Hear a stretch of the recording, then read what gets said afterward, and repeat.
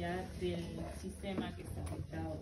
Bien, entonces, a ver, para nosotros saber si un paciente es cardiópata o no, ¿no? O sea, solamente para saber que el problema es a nivel cardiovascular, ¿qué tengo que tener en cuenta?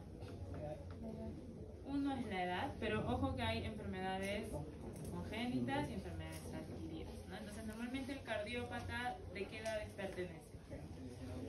Gerontes y pacientes pediatras, ¿no? O sea, porque no vas a encontrar pues un paciente cardiópata a menos que sea infeccioso de 2 años, de 3 años, ¿no? Si tú sientes un soplo en un paciente de 2 años, 3 años, ¿qué te dice a ti? ¿Qué enfermedad podría ser? Pirofilaria, ¿cierto? Estaríamos hablando de repente de algo infeccioso, ¿ya? O de repente una endocarditis infecciosa, ¿no? Entonces, ojo con ese tipo de enfermedades, ¿ya? Entonces, no demos por sentado solamente de guiarnos de la edad. La edad nos ayuda, ¿no? Para poder ampliar, ¿no? Nuestras posibilidades. ¿Qué más te dice a ti que puede ser un paciente cardiópata? La raza, ya, de hecho hay mayor predisposición por raza, ¿no? Ya sabemos que ahora, ¿no? Las razas Poodle, las razas pequinés, ¿no? Tienen mucha predisposición, pero también están las razas grandes, ¿no? ¿Qué razas grandes son predispuestas a enfermedades cardiovasculares? Bulldog. El bulldog, no. ¿Boxer? El boxer, sí, el boxer es uno, el gran danés, ¿no? El labrador no tanto, el pastor alemán sí, ¿no? Entonces son razas, ¿cuál? El terrano. No se parece. Es un boyero más grande incluso. Claro, los boyeros, los mastines, ellos también tienen cierta predisposición, ¿ya? Entonces, ese tipo de razas también, ellos, por ejemplo, la mayoría de perros, ¿qué enfermedades cardíacas degenerativas desarrollan? Los perros. Hay una diferencia entre perros y gatos cuando desarrollan enfermedades cardíacas. ¿El perro cuál te desarrolla? ¿Insuficiencia? Chicos, las cardiomiopatías dilatadas, ¿no? Mientras que el gato, ¿cuál te hace? ¿Cuál es lo opuesto a la cardiomiopatía dilatada?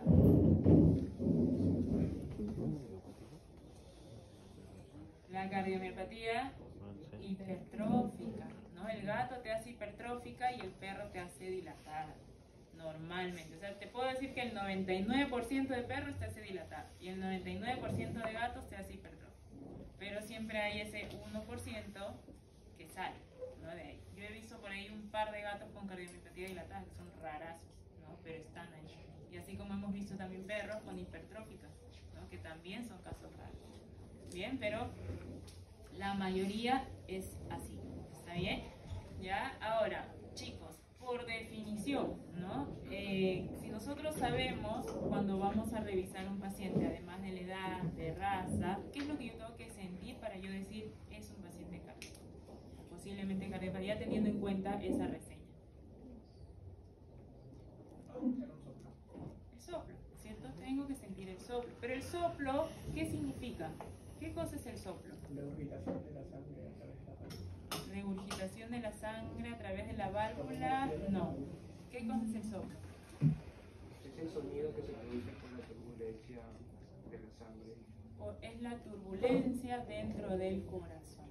Eso es un soplo, ¿no? Por eso es que habíamos dicho que hay tipos de soplo. O sea, ahí mencionaron que había insuficiencia valvular, que había insuficiencia de varias cosas, pero también había un soplo fisiológico, que era por anemia, ¿no? Entonces, tú puedes tener un paciente de repente con una erliquia crónica, con anemia severa, y definitivamente vas a tener un soplo.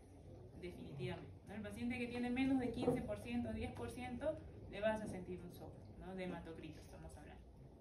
¿Ya? Entonces, el soplo es eso, ¿ya? ¿Por qué el paciente cardiópata tiene soplo? Porque obviamente, si la válvula no cierra bien, ustedes saben que la dirección de la sangre es de atrio a ventrículo. Entonces, si la válvula no cierra bien, el flujo del ventrículo se regresa y se va a encontrar ¿con quién? Con el flujo del atrio. ¿Y qué va a pasar? Una turbulencia. Y eso es el soplo que yo voy a hacer. ¿Me dejo entender? ¿Ya? Entonces, ahí tenemos otro punto importante. Entonces, la presencia de soplo y de los antecedentes simplemente me van a decir si el paciente es o no es cardiópata. Lo que nosotros tenemos que aprender a diferenciar es si el problema es netamente por el corazón o si el soplo o la cardiopatía que yo he encontrado es un hallazgo. Porque nos puede pasar también que al final el paciente viene por una cosa, ¿no? Y tú diagnosticas que es un paciente cardiópata. ¿Me dejo entender? Entonces, por eso nuestra evaluación física tiene que ser completa siempre. Ya no nos podemos omitir ningún paso. Bien, entonces, ya sabemos que la edad, ya sabemos un poco lo que viene a ser la raza, ¿no? ¿Qué otras cosas te dicen a ti que nos podemos enfrentar a un paciente cardiópata? ¿Que ha presentado síncopes? No todos presentan síncopes, ¿ya? Pero puede ser un síncope, ¿no? Un síncope es un desmayo, ¿no? Es un desmayo que tiene el paciente. Normalmente es tan inmediato, ¿no? Porque ¿qué pasa cuando el individuo se desmaya? ¿Quién se activa inmediatamente para que pueda volver a la luz? ¿Quién es? ¿Ah? ¿Quién le dice despierta?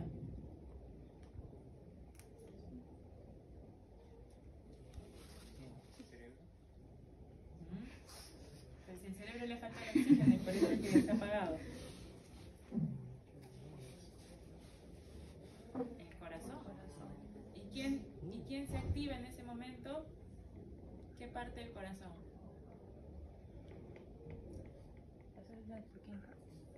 No. ¿Quién es? Pero o sea, en un desmayo no se detiene el corazón. Sí. Y se llega a detener. Claro, hasta relajan esfínteres. Sí, pero hay una liberación de adrenalina para que el corazón otra vez se active. ¿Quién es el que inicia todo, chicos? El nódulo sinusal. Cuando el nódulo sinusal detecta eso, el nódulo sinusal tiene vida independiente. Nosotros no lo podemos controlar, el cerebro no lo controla. La adrenalina solamente estimula su velocidad, pero no lo activa. El nódulo sinusal tiene vida propia, ¿ya? Entonces, cuando el nódulo sinusal no se activa, es que aparecen estos focos ectópicos que hemos visto en el electrocardiograma. Ya nosotros, el corazón no es que solo tenga el nódulo sinusal, el aurículo ventricular, el haz de Hill, la fibra de... No solo tiene eso, tiene diferentes nódulos metidos que están apagados y que cuando pasan estos se activan y mandan un estímulo a veces no tan fuerte, pero lo suficiente como para generar, ¿ya?, que el corazón se vuelva a activar. Por eso es que vienen las arritmias, ¿no? Porque se activan otros tipos de focos. Bien, entonces el síncope es uno de los signos evidentes para el propietario, ¿no? Porque obviamente si tu perro se te desmaya te vas a preocupar, ¿no? Porque no es normal, ¿no? Y normalmente el síncope, el perro se desmaya, el animal se desmaya e inmediatamente se para, ¿no? Porque es algo inmediato, ¿ya? Normalmente para que un paciente muera de síncope es porque el corazón está tan degenerado, ¿no? Ya está en una fase terminal que ya un síncope se lo lleva, ¿no? Pero por lo general cuando recién empieza, el síncope no los mata, ¿no? Simplemente activa un sistema de, digamos que de rescate que tiene el cuerpo. Y sí, empezamos a presentar arritmias, por eso es que si un paciente tiene síncope, sí o sí le tengo que solicitar un electrocardiograma, ¿no? Porque es una alteración del ritmo cardíaco. ¿Bien? ¿Ya? Entonces, ¿qué más, chicos? ¿Qué más dentro de los antecedentes me puede decir a mí que este paciente es cardiópata? La intolerancia al ejercicio, eso es muy común, ¿no? Una cosa es que el dueño te diga, ¿sabes qué? Yo lo saco al parque 3 veces, 4 veces al día, ahora solo lo saco 2 porque se cansa, ¿no? Ahora solo quiere llegar a la puerta, orinar y entrar, ¿no? Ya no quiere caminar el animal, ¿no? Entonces es algo bastante común. En los gatos, ¿cómo nosotros lo vemos? ¿Cómo determinaríamos que el gato tiene intolerancia al ejercicio? Deja de jugar, deja de subir a los muebles, deja de trepar a los... No sé, ustedes saben que los gatos se trepan a las repisas, qué sé yo, dejan de hacer ese tipo de actividad, ¿no? Se vuelven mucho más sedentarios de lo normal.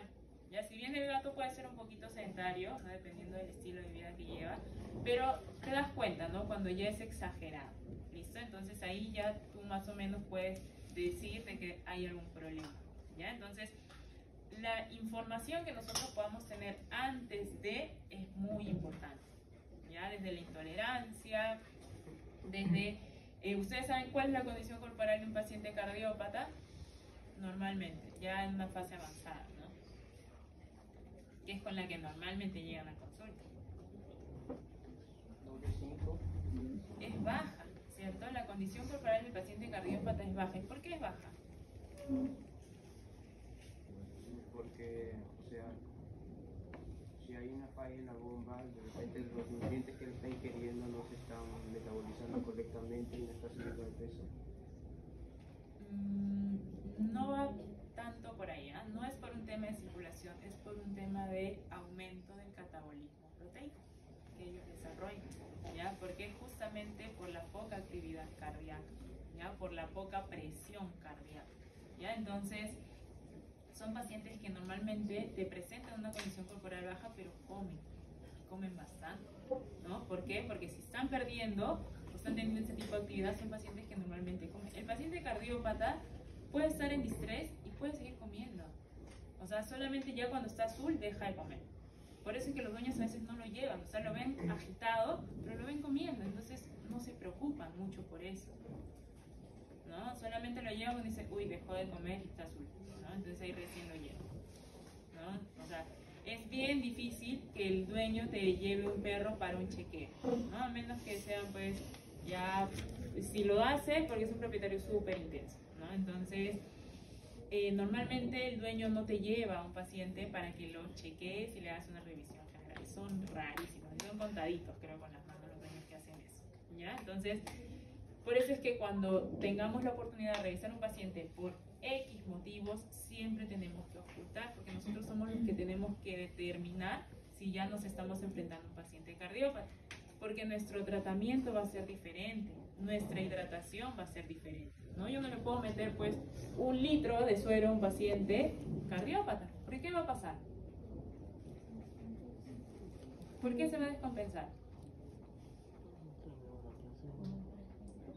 Hay demasiado líquido intravascular ¿Ya? y se fuerza demasiado el corazón.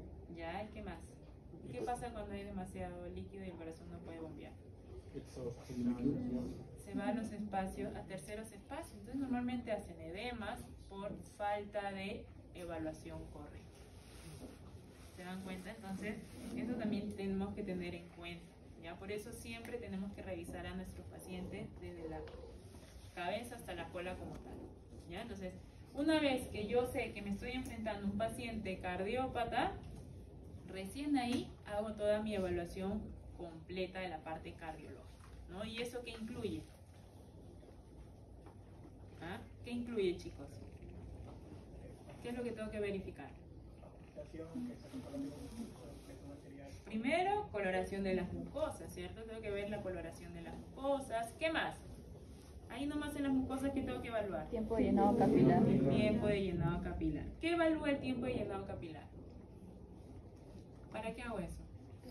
Para evaluar qué cosa. ¿Ya? Evalúo la microcirculación, ¿no? Lo que yo estoy evaluando ahí es microcirculación. Si la microcirculación está bien, obviamente todo lo demás está perfecto.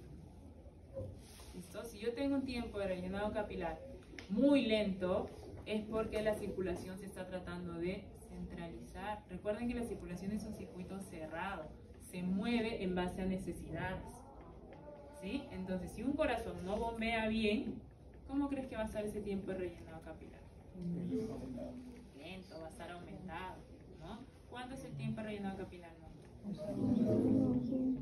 Menor a 12 segundos, no de 1 a 2 segundos, ¿cierto? Entonces, si mi tiempo de rellenado capilar es elevado en un paciente cardiópata, evidentemente hay una centralización de la circulación que se está generando por alguna razón, ¿ya? Y eso es lo que yo tengo que averiguar, ¿listo? Entonces, evaluamos esa parte de ahí, ¿no? Y ¿qué más nos vemos? Siempre tenemos que verificar también qué cosa, el cuello. ¿Por qué tengo que ver el cuello en un paciente cardiópata? A ver si no hay edema. Para ver si hay un tipo de, ya, de edema. ¿Qué más? Ingurgitación, ¿no? De la vena yugular. Porque si yo veo la vena yugular con pulso, ¿qué significa eso? En el lado derecho hay que es en el lado derecho el problema, ¿no? Y posiblemente estamos generando algún tipo de reflujo para esa zona. Ahora, lo normal cuando se afecta el lado derecho, la mayoría de veces, ¿cuáles son los signos principales? La citis, ¿no? Entonces, normalmente si yo veo ingurgitación, posiblemente este paciente ya tenga citis, ¿no? Normalmente la ingurgitación de la yugular viene después de la citis, ¿no? Ya en casos mucho más avanzados. Bien, eso pasa en perros, ¿no? En las vacas creo que es al revés, ¿no? Primero se le ve el pulso de la yugular. ¿Ya? ¿Qué más?